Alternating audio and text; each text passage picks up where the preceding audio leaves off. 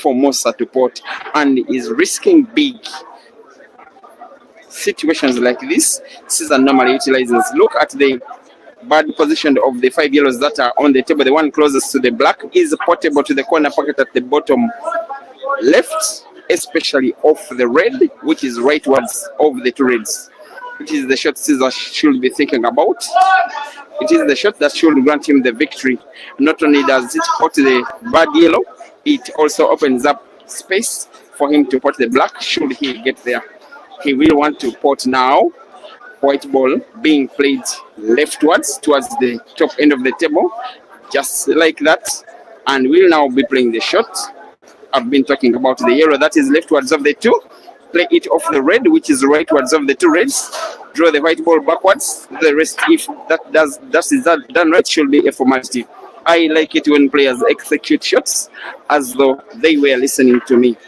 MUSSA MKWEGA's miss is finally coming to haunt him from this kind of range. In an event of this level, the Scorpion will always be very unforgiving. Just like that, MUSSA loses the frame. ceazar 5 and MUSSA 3.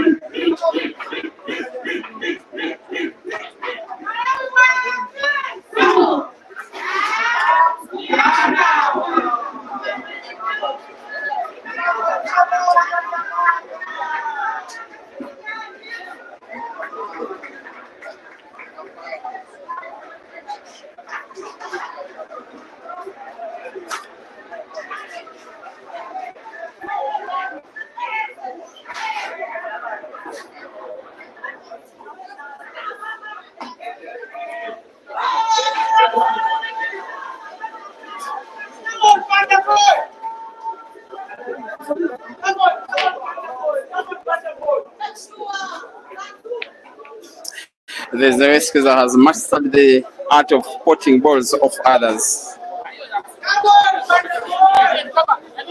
doing it at the top level, doing it exactly in times that he needs it the most. Now what we are left to see is the second red, which is near the center pocket where he's having his hands, must be gotten white for at the right end of the table such that he can play it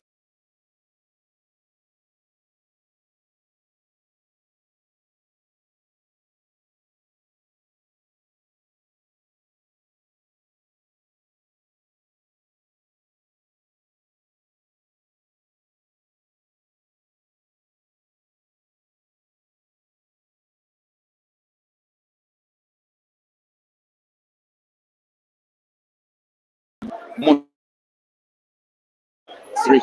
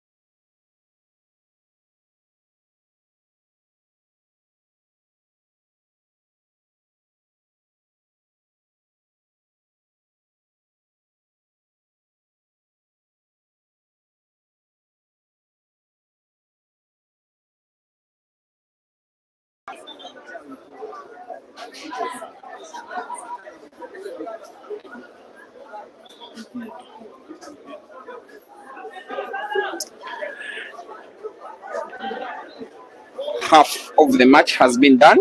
If we are to race to 9 to completion, if the win of this match is to win by 9 frames to 8, we are done with half or slightly more than half of the match. With the remaining 8 frames, Caesar needing to win 3, Mussa needing to win 6, something that is not easy, nonetheless possible. And all Ugandan affair is just about to start between Hazard and Sula.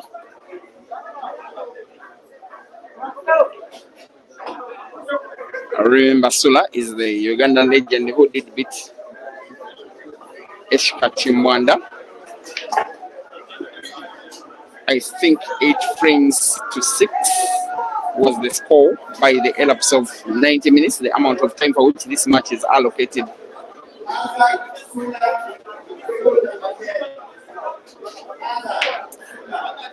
Penina Rose, Kenya 2, Zaimat, Navafu, Uganda 3 in the ladies category. That is a respectable scoreline from PR, as Penina Rose is nicknamed. I like the fact that there's a lot of competition in Kenya now. Those many competitive tournaments with relatively good cash prizes are giving Kenyan players a very good reason to train. And in tournaments like this, there is improvement in their performances. You just watched Noah, a table flashball, take down great South African player Ishmael Mteto out quite convincingly by, I think it was again 8 frames to 6 at the elapse of 90 minutes.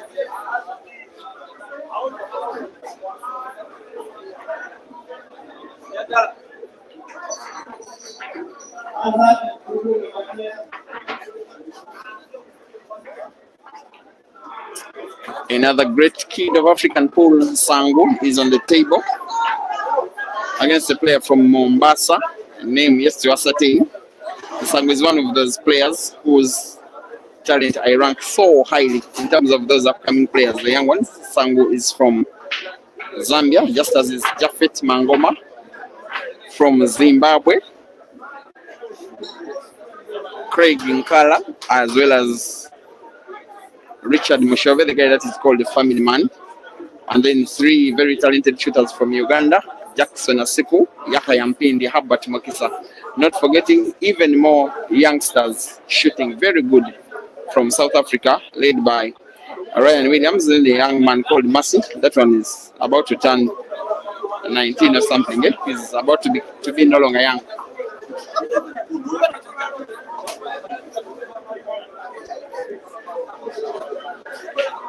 But what will be mattering here is the fact that the Ugandan Scorpion is having a chance to win a 7th frame out of 10 white ball, played with a little bit of right spin, such that he can put black with this position to the center pocket on the right. Mussa's chances are slimming by the day. Mussa 3 and Caesar 7. It seems Mussa is congratulating Caesar here only for a frame 1, not after a match lost.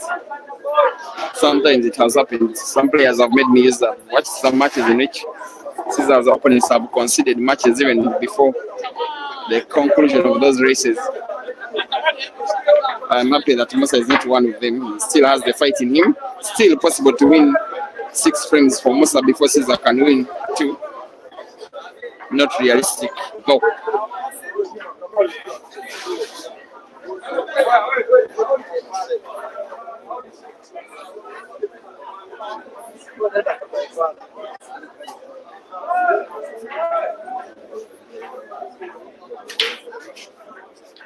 He will be playing Mussa that Caesar does not make a ball on the break. Big break it is. Seems cue ball is sunk. We have a foul on the break. We have a scratch on the break. Advantage Mussa. He will be trying to do this one for snipers for Tanzania, for himself. A very crucial frame is there's no need asking for the umpire's permission to get the cue ball from under the table mechanism. It's only wasting Mussa's time.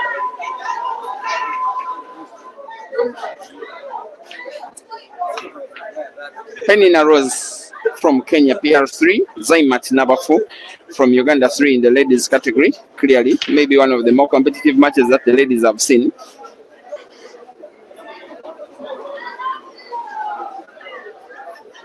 Sulamatovu nil, Hazard Lukoma nil in the men's round of last 64.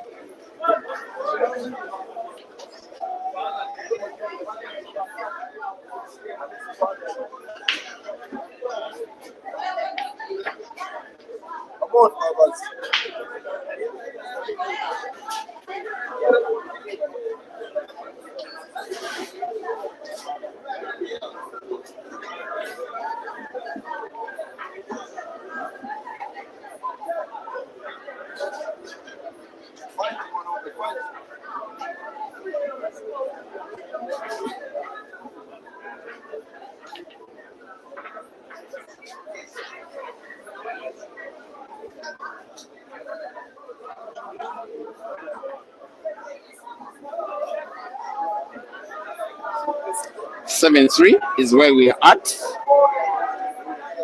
and it's sometimes even the chances that Mussa is now getting, is not utilizing them to his full advantage. When you are taking on Caesar, when he has a 4-frame lead, when he scratches on the break, please ensure that you finish the frame. Pull 1 frame back, put him under some kind of pressure. Give yourself a realistic chance. He's not that kind of guy you normally let on the table.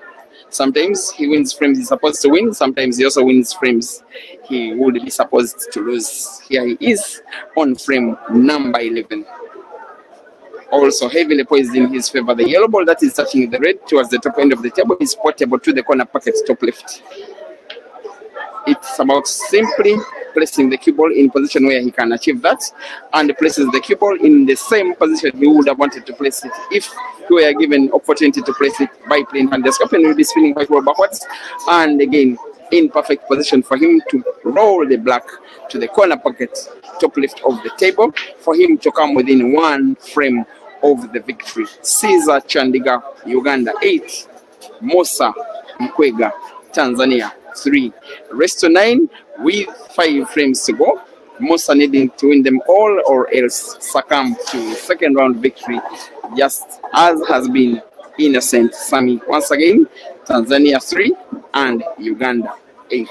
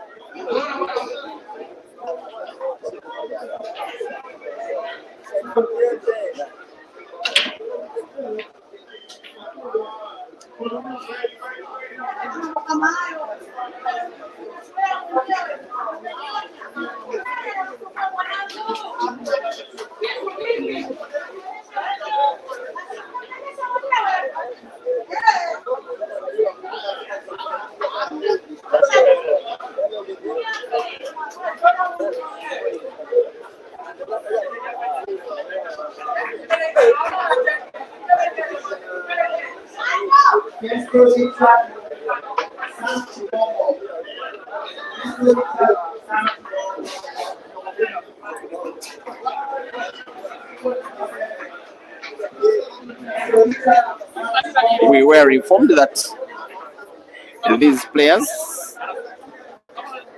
will have to play till they reach the round of last 16 today. The ongoing match is in the round of last 64, meaning whoever wins will have to play 1 more match to try and return to tomorrow's day number 2, whilst still in the competition. Actually, tomorrow is day number 3. I beg your pardon for the competition. The eyes of the African continent are in Tanzania, where they are organizing a truly African competition for the second time, but first in 11 years. The first truly African Cup that was organized by Tanzania was the All Africa Pool Championships in 2014. Then, certain Caesar did not know how to hold a key stick. He was in the rural countryside of Moyo in northwestern Uganda.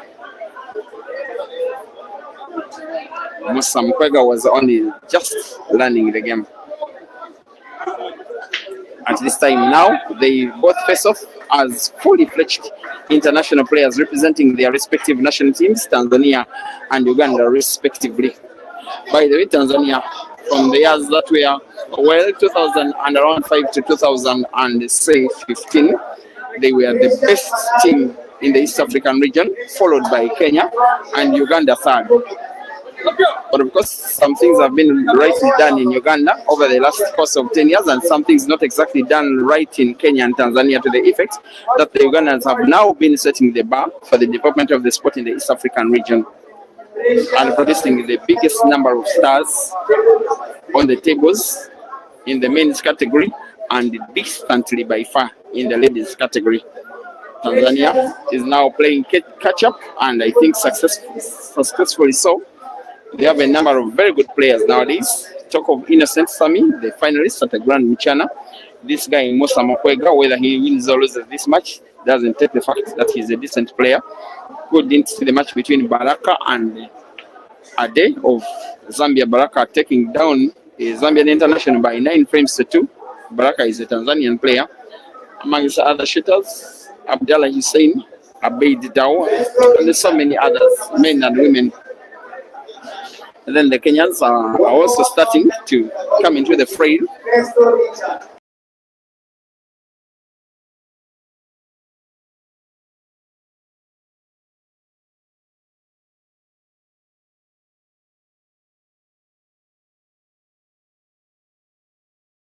And not having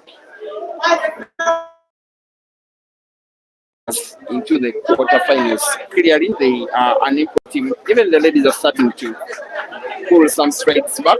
The fact that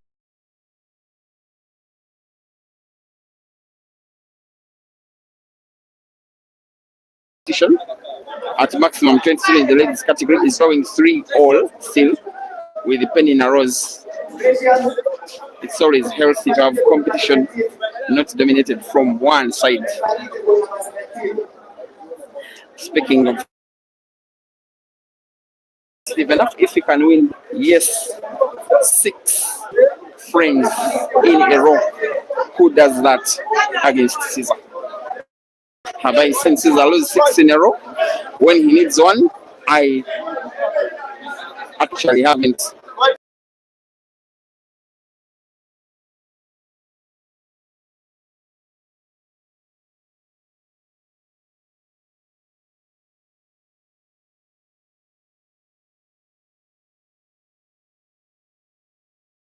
I actually haven't.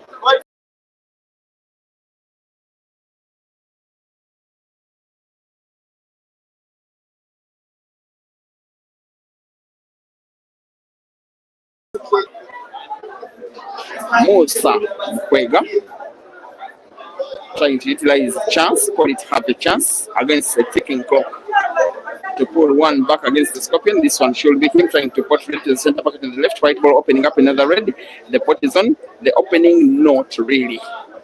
He has sight of the last red, but not full sight. Putting the red to the corner pocket top right is quite unlikely. Whether he plays it straight, whether he tries to cheat the pocket a little, he can see maybe half of it.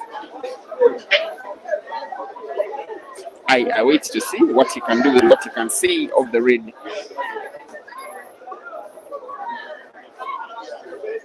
He actually intended to play some kind of safety but he was always never going to be safe enough. And Caesar being Caesar, that one is highly likely to have been Mussa's last shot in the match, also last shot in the competition. Here comes what looks like the Scorpions march to victory.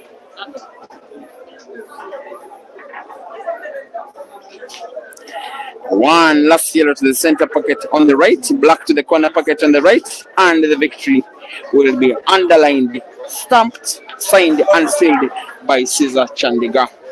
A truly awaited match has turned out a truly one-sided match. There was a time when Mussa really did put up a fight after Caesar leading by 4 frames to 1, Mussa winning 2 frames in a row. At the time, it seemed that we had a match on our hands until the beast out of the Scorpion came out at the time that it really had to, winning the last 5 frames all in a row and comfortably winning the match in the very end by 9 frames to 3. Final score, MUSSA MKWEGA, Tanzania 3, Caesar Chandiga, Uganda 9. See you in the next one. Thank you for being a lovely audience.